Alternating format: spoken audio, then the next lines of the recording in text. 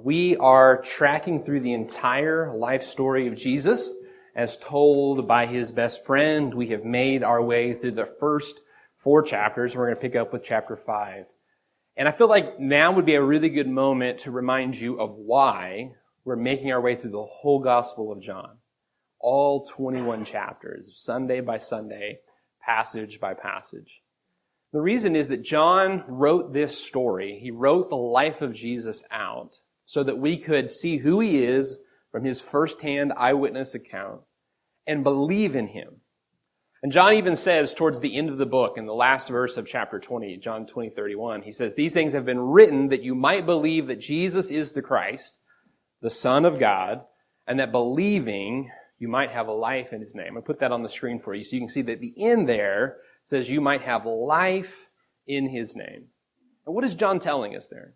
John is not telling us that if we read the book of John, that we'll live longer. John is not telling us that if we read the book of John, we'll have more days.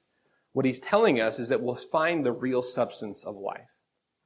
So this past week, I was able to spend 3 days in Virginia, which is where my parents live. The week before that, Nicole, myself, my kids, all 4 of us, we were at Camp Jacob. And so I got to speak to the teens at Camp Jacob, and they have junior camp that runs at the same time. And so Haven was able to attend that, and Lincoln was able to go with us. And so I was able to preach to teenagers through the week, and then the family was able to be together. It was great. And that's in the mountains of Virginia, really close to the Kentucky line. And so I made kind of a disparaging remark about Kentucky 2 weeks ago, if you remember, and then God sent me through the mountains of Kentucky. And I was like, wow, this is pretty beautiful. I kind of owe an apology to everybody from Kentucky. And so it was beautiful, and the camp is just in Virginia. I mean, you just barely cross the line into Virginia. And so after that week of camp, we drove to my parents' house. Now, it is 12 hours from here to my parents' house. It was 8 hours from that campground to my parents' house. So like the first hour and a half is just trying to find your way out of the sticks to a road to get there. And so that's what we did on Saturday. Then we had Sunday. We were able to go and worship at Restore Church, which is one of our church plants. And Kevin Bass, who served here for 4 years, is a part of that. So that was great. And then on Monday, we took the kids to the beach. And on Tuesday, we were able to take the kids on the boat of a friend. A friend there has a boat. And Haven and Lincoln absolutely loved being on the boat, especially when it went fast. And Haven was so enjoying herself that at one point, she is laid back, just taking in the sights. By the way, that's the Portsmouth shipyard there in the background. Restore Church, that church plant that we support, is just at the entrance to that shipyard, so it's just right over there. She looked at me and she said, "Dad, this is the life." And I said, well, what do you mean this is the life? What do you mean? She said, "This is fun. This is great, especially when the boat goes fast." And I think that typically that's the way that we think about life. We think that life is in the moments of fun, that life is in the moments of ease. And so maybe this past week when you had the holiday of the 4th to celebrate, to be with family, to maybe get out on a boat or to go into the mountains or wherever or whatever it is that you did, that maybe those are the moments you live for, right? Because we all can agree that there's more to life than work, right? The truth is that there's more to life than fun as well.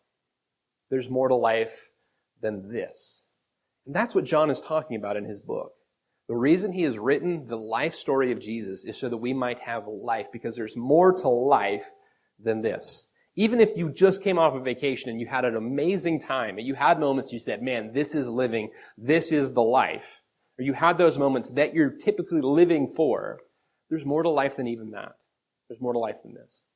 And Jesus said himself in John 10:10, "I have come that they might have life, and life in abundance," or more abundantly.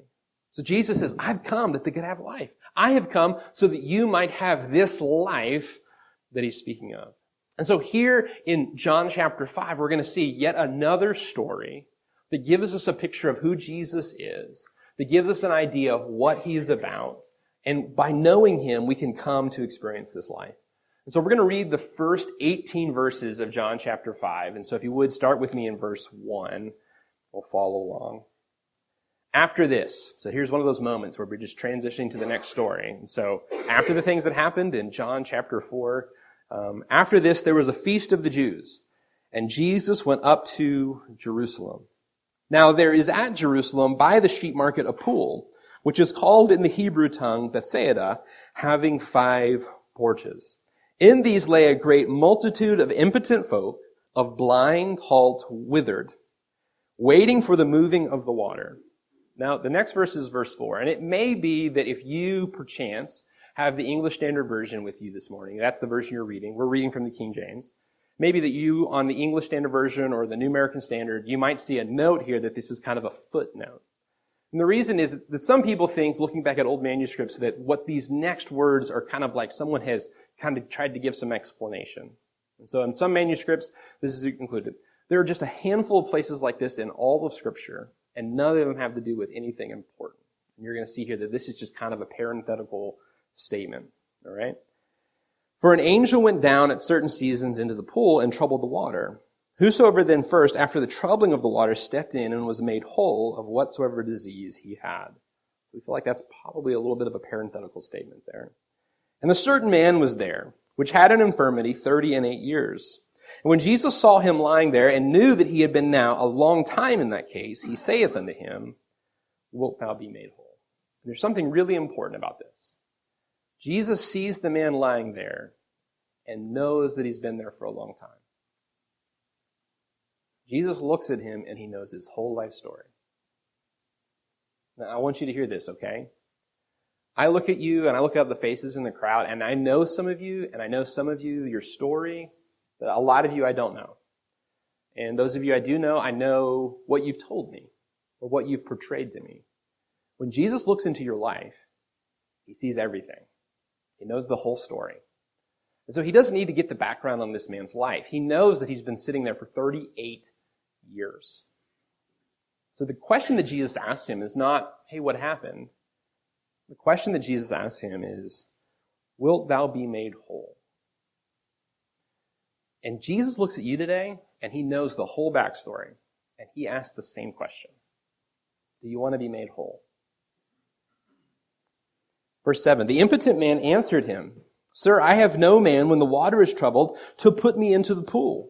But while I am coming, another steppeth down before me. Jesus saith unto him, Rise, take up thy bed, and walk. And immediately the man was made whole, and took up his bed and walked, and on the same day was the Sabbath. The Jews therefore said unto him that was cured, It is the Sabbath day. It is not lawful for thee to carry thy bed. Now, if you're not familiar with Old Testament law, it would seem strange to you, but it was a big deal for anybody to do any kind of work on the Sabbath day. And so they see this guy carrying his bed, his mat. Looks like he's moving. Looks like he's doing work on the Sabbath day during a feast. And they're saying, hey man, this is not cool. What are you doing? Verse 11, he answered them, He that made me whole, the same has said unto me, Take up thy bed and walk. And so he says, listen, the reason I'm doing this is because somebody just healed me. I think you're missing the point. Right? Like, I was paralyzed. I couldn't walk. I'm now walking and carrying a bed. It's a little bit of a bigger deal. And the guy who healed me, he told me to carry my bed. Then they asked him, What man is that which said unto thee, Take up thy bed and walk? And he that was healed wist not who it was, for Jesus conveyed himself away, a multitude being in that place. It's crowded. It's the feast. And so Jesus heals him. Before he can really get a whole lot of information from Jesus, Jesus kind of fades back into the crowd. Afterward, Jesus findeth him in the temple, and said unto him, Behold, thou art made whole. Sin no more, lest a worse thing come unto thee. The man departed and told the Jews that it was Jesus which had made him whole. And therefore did the Jews persecute Jesus, and sought to slay him, because he had done these things on the Sabbath day. And that should give you a little bit of an idea of how seriously they took the Sabbath day laws. But Jesus answered them, My Father worketh hitherto, and I work. Jesus basically says, it's okay for my dad, my Father, God, to work on Sunday or the Sabbath day, so I do too. Therefore the Jews sought the more to kill him, because he had not only broken the Sabbath, but said also that God was his Father, making himself equal with God. I told you earlier that we made our way out of that camp. Camp Jacob is beautiful. It's set in the mountains. I mean, it's just gorgeous. But it is really in the middle of nowhere. Like, there is no way to find it unless you are really intentionally trying to get there and you're using a GPS to guide you there. And even then, you might miss it. And so making our way from Camp Jacob, I had to use a GPS. And Google Maps and GPS and all that stuff has really come a long way in the last decade. If you can remember a time when GPS was a thing that you went and you bought and you sat on your dash in the car, there were times that those models of GPS, they were kind of the newest version of that. And taking you through a town, they would sometimes take you through areas that you wouldn't go on purpose. You ever experienced that? There were times that it would cut you through the middle of an industrial park, right? Because according to the software, that was just the fastest way. There were times that we would be in a town or a city and trying to find our way to the highway, and it would take us through a neighborhood that seemed a little scary. It was a place that you wouldn't go on purpose, especially not at night. When Jesus goes to Jerusalem, he's going there for a feast. It's a gathering of people at the temple to celebrate. And John doesn't give us a lot of details about which feast it is. That's not really the point. The point is where Jesus went. And while most people are getting to Jerusalem, and they're going to the temple, and they're going to see kind of the tourist hotspots, Jesus goes to a place that you would not normally go. So if you had a friend that was coming to visit our area, think about maybe some of the places that you would tell them, hey, while you're here, you definitely have to check out this. You've definitely got to go here, right? And then maybe there would be some places that you would tell them, hey, don't go here. Don't go to that place. Jesus goes to the place that we would say, hey, don't go there. It was a pool surrounded by 5 porches, or kind of 5 big gazebos. And it was a place that probably someone built it originally to be beautiful. It was a park. But someone along the way had told people that, listen, if you are there at the pool and the water is stirred, that's an angel. And that if you get into the water, once the angel has touched the water, you will be healed, if you're one of the first people to get in. And so what that meant is that every person who had some type of sickness or disease, a person who was paralyzed or blind or halt, all of these diseases, they would go and they would gather there. And so this pool, this park, this place that had probably intended to be this beautiful location in Jerusalem that you go to, it was surrounded by sick people. It was a place that you typically wouldn't go because it was surrounded by beggars and people who were sick and in need. And our King James English here calls them impotent people. Your New American Standard, ESV, might refer to them as invalids. They were people who were disabled. They were unable to do life on their own. And they've gathered around this place looking for some type of help or healing. And Jesus, when he gets to Jerusalem, this is where he goes. And here's the reason. Jesus goes to the places that we typically avoid because he's looking to reach everyone. In the Gospel of John, what we've seen Jesus do a miracle at a wedding, and we've seen him preach in the temple. We've seen, as Pastor Eric did a great job of showing you, how he healed this official's son last week, and now he is dealing with the people who are invalids. Before that, in John chapter 4, in the beginning, we see that Jesus deals with this Samaritan woman who has quite a reputation. And what Jesus does is he's constantly going to all of these places and meeting with people, like Nicodemus, the religious leader. And so because Jesus reaches everyone, he's constantly working out to the edges of society. Jesus reaches out to the edges of society because he wants to reach everyone. And so he goes to a place that maybe some of us would avoid, we would stay away from, because he wants to get to where the people are in need. Get to where the people are broken. Get to where the people are who are sick. And it's amazing to me that this passage, it calls these people impotent. I mean, it literally is saying they're without power. In modern vernacular, we use the word invalid. That's maybe some of your modern translations have that. I mean, think about the word impotent means without power. The word invalid means without validity. Jesus goes to a group of people who have no power, they have no status. Goes to a group of people that society considers invalid. They're the people that are constantly mooching on, they're needing. They don't contribute to society, they just take from society. And Jesus reaches out to these edges of society because he reaches everyone. He's here for everyone. And that means that he's here for the addict on Riverside Drive, and the woman on the corner of Fairs Avenue, and the homeless man under the overpass on Fulton, and the addict and criminal in Warwick County Jail, and the immigrant drowned in the Rio Grande. Every one of these people are created in God's image. Every one of these people, Jesus came to redeem. And so when we say that Jesus came for everyone, there are no qualifications to that. There are no limiting statements.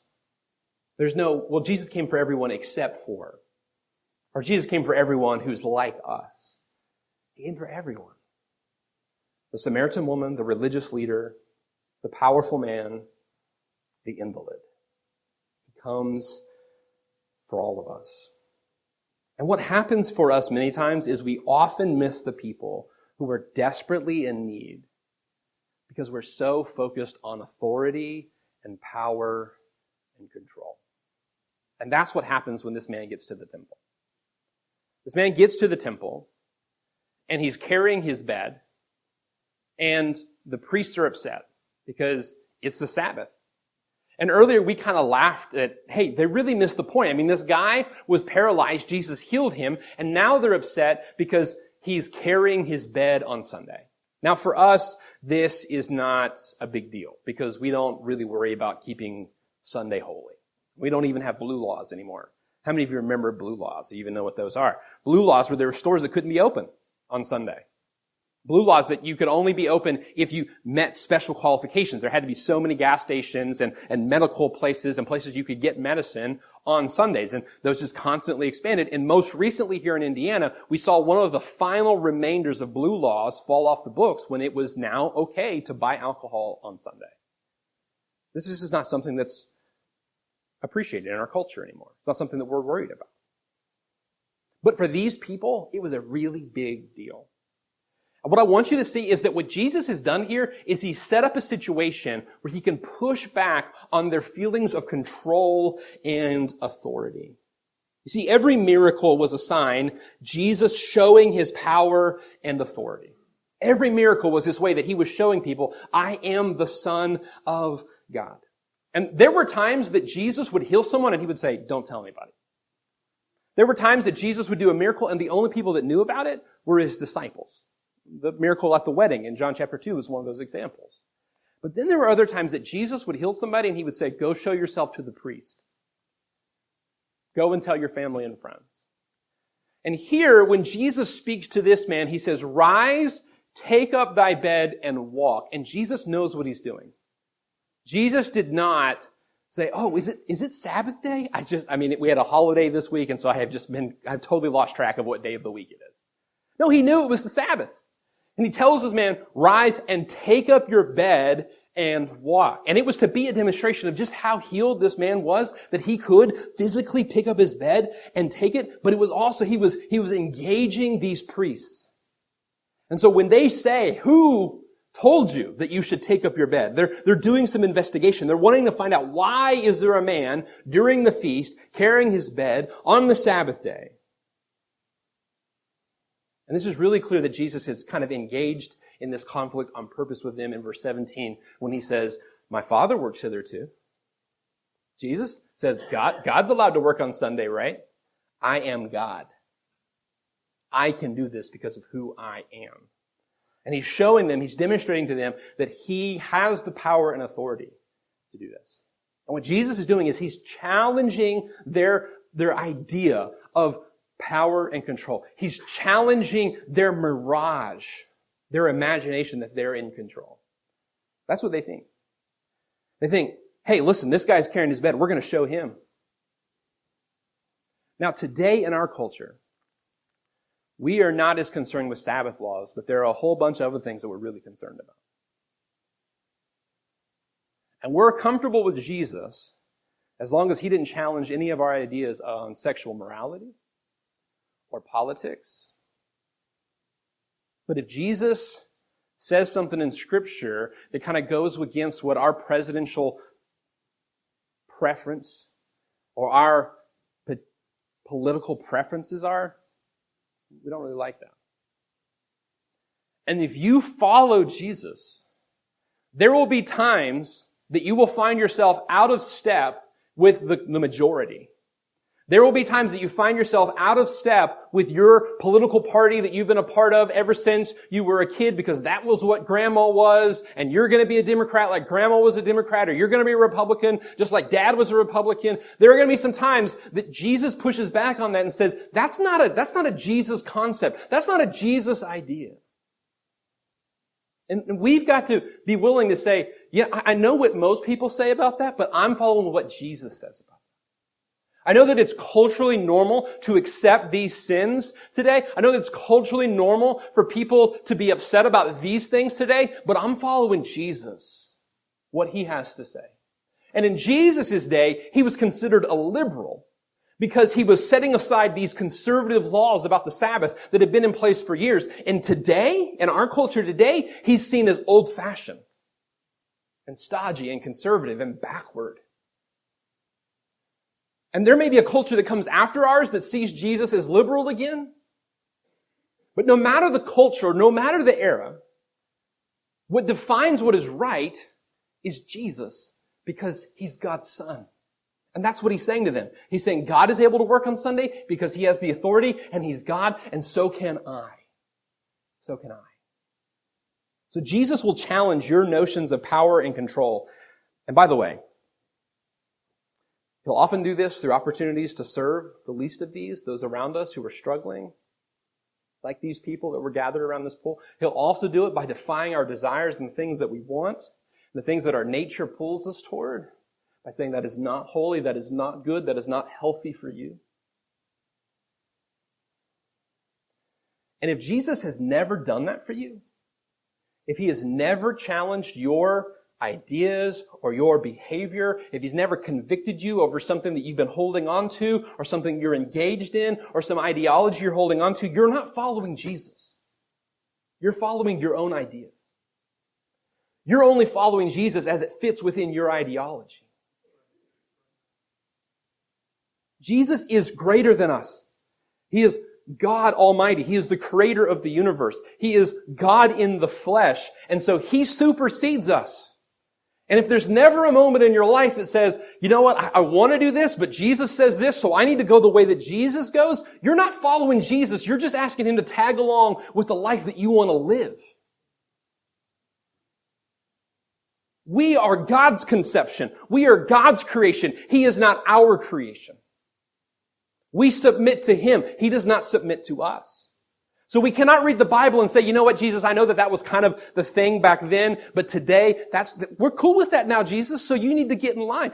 Jesus does not get in line with us. He does not get in line with our culture. We need to get in line with him. We're following him. I love my wife. We get along great. You know what? She's not my conception. She's her own person. You know what that means? Don't tell anybody. But sometimes we disagree. I have a 5-year-old son. He is adorable. He is hilarious. He's also wrong about a lot of stuff. If I said, you know what, Lincoln, you're in charge, I'm going to follow you, we'd never go to bed. We'd have cookies for every meal. We'd watch Pokemon for 8 hours a day, and we'd go swimming when it was 40 degrees outside. Because he's 5. He's 5. And so there are these moments that I, as his parent, have to say, no, we're not going to do that. It's hilarious that you want to do that. I mean, it's cute, but no, we're not going to do that. By the way, some of you don't have those conversations with your kid, and they don't have a parent. You're just like, hey, whatever you want to do, you're a free spirit. God's called you to be a parent, and parent's a verb. There's times you got to step in and say, no, we're not going to do that. No, we're not going to stay up. No, we're not going to eat that. No, we're not going to go there. No, we're not going to act that way. And there are times that Jesus steps in and he says, nope. No. I am God. I am creator. I know what is best for you. And there are times that Lincoln thinks I am just here to ruin his fun. One of his favorite phrases is, "This is the worst day ever." And we were just on vacation and he uttered that many times. I'm like, what are you talking? We just left the beach. We were at the beach. It's the worst day ever. He didn't want to leave yet. And so his mind, I'm there ruining his fun. But I'm trying to do what is good for him, what is best for him. And there are times when we think, man, God is just ruining our good time. And he's saying, no, I know what is best for you. I know what is good for you. So on Wednesday, we made the drive back from Virginia Beach to here. It's a 12-hour drive. And I think that on this drive back, it's the most that Nicole and I have swapped back and forth driving. Because I just can't hang like I used to. I'm old, guys. I'm old. I cannot drive as long as I used to. And so, all right, can you drive? I know I've been driving for like 35 minutes, but can you drive, just back and forth? You know what I was thinking about? That's kind of like how we do life with Jesus. Except that instead of getting tired of being in the driver's seat, we get tired of riding shotgun. Because we've said, Jesus, I'm going to follow you. I'm going to let you take the wheel. I'm going to let you lead. But then we get our tax check. And we're like, hey, Jesus, I'm going to drive for a little bit, okay? You ride shotgun. Or we mess that up and we say, okay, Jesus, I blew all that money. You should probably drive for a while. And we get back in the passenger seat. And then somebody says something that kind of slights us and it hurts our feelings. And we say, Jesus, get in the back seat, maybe cover your ears for a minute. I'm going to drive. And then it's a holiday weekend and we say, Jesus, once you get out here, and maybe I'll swing back by and pick you up after the weekend. And there are times in our life where we recognize we've made an absolute mess of things. And Jesus needs to be the one who is leading. He needs to be the one at the wheel. And so what Jesus is saying to the priests here, what he's doing when he sends this guy past the temple carrying his bed, he's saying, I'm going to show you that I am the Son of God. That I have the power and the authority to do these things. I'm going to demonstrate that to you. Some of you, you've come to Jesus because there have been moments in your life that you felt totally powerless, completely out of control. And he has demonstrated to you that he knows best how to lead you and guide you.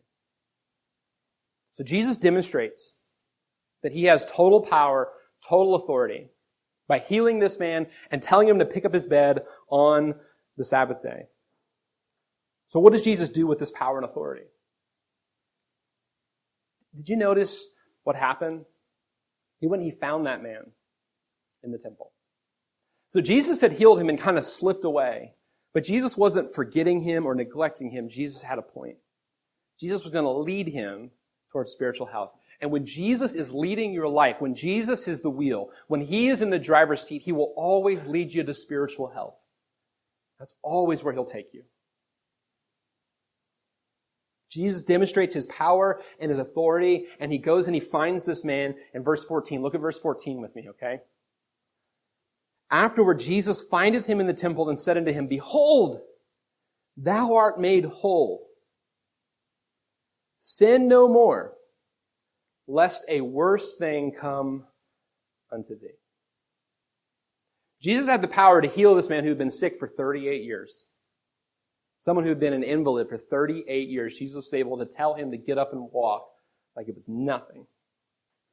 But when Jesus goes searching for him, and he finds him, he says, Behold, you have been made whole. Now sin no more, lest something else worse happens to you. What's he talking about? Jesus came and he healed people physically. And he fed them with food. He fed the hungry. But what he most desperately wanted was to heal our spiritual brokenness. That's what he came here for. That's the reason he came.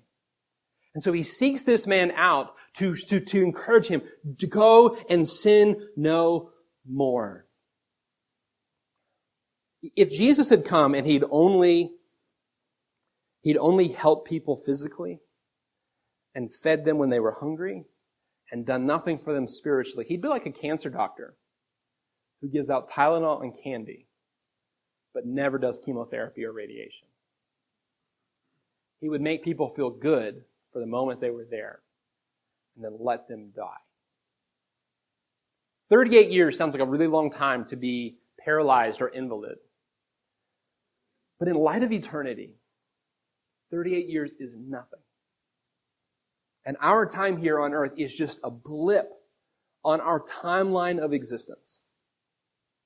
And I know that it seems backwards to you, but it would be better to have a miserable existence here and live with God forever in heaven than to have a wonderful existence here, to live what many people call the life here, and then spend eternity separated from God in a place called hell. He came healing their physical needs to demonstrate that he had the power and the authority to heal their spiritual needs. That was his whole purpose. That was his whole point. And John has given us the life story of Jesus that includes only 7 of his dozens of miracles, because the whole point is not Jesus healing you physically, but him restoring you spiritually. That's what it's all about. And so Jesus goes looking for this man to tell him, go and sin no more, lest something worse, the judgment that is coming, something far worse than your illness, afflict you. The judgment for your sin. Jesus sought this man out at the pool of Bethsaida, and then he seeks him out of the temple. And friend, I want you to know that God has been seeking you out. And it may be that you think that you finally found God. He has been searching for you all along. He has been seeking for you. And when you come to know him, you can look back with this new perspective and see all these times that he saved your life. And I'm not exaggerating. He literally saved your life and gave you another day of grace, another opportunity to come to know him. And all of those moments were preparing for this moment where you can be healed of your spiritual brokenness. So what's your spiritual brokenness? What's our spiritual brokenness? The brokenness that Jesus came to heal is our spiritual brokenness, and that is our sin. That's our sin. So that's the reason that Jesus says to him, go and sin no more. How can Jesus tell him that? How can Jesus tell him to go and sin no more? Imagine if you came in today and I said, hey man, the way to get to heaven is just never do anything else wrong. I think we're going to mess that up, right? I don't think I'm going to make it 24 hours. I think I'm going to mess that up. So how can Jesus say to this man, go and sin no more? Jesus is able to say this to this man because Jesus is also the one who's able to say, take up thy bed and walk. He's able to heal the physical brokenness and also able to heal the spiritual brokenness. Jesus telling this man to take up his bed and walk, it's very similar to another story that Luke tells us. And I love the story in Luke because it's a guy who's also an invalid and his 4 friends want him to be healed, so they bring him to Jesus. They get to where Jesus is at in this house, and it's so crowded they can't get in to see Jesus. So they say, we're going to go up on the roof and we'll lower him down at Jesus' feet. And that's what they do. They literally go up on the roof of this house and set him down through the roof before the feet of Jesus. And Jesus, seeing his faith, says to him, your sins are forgiven. And everybody's aghast. Oh, did he just tell him his sins are forgiven? And Luke 23:5 tells us this. I'm going to show you that on the screen. What is easier to say? Thy sins be forgiven, or rise up and walk. Jesus is saying, you can't do either. I can do both. You can't tell a person who's paralyzed to just get up and walk, but I can. I can do that.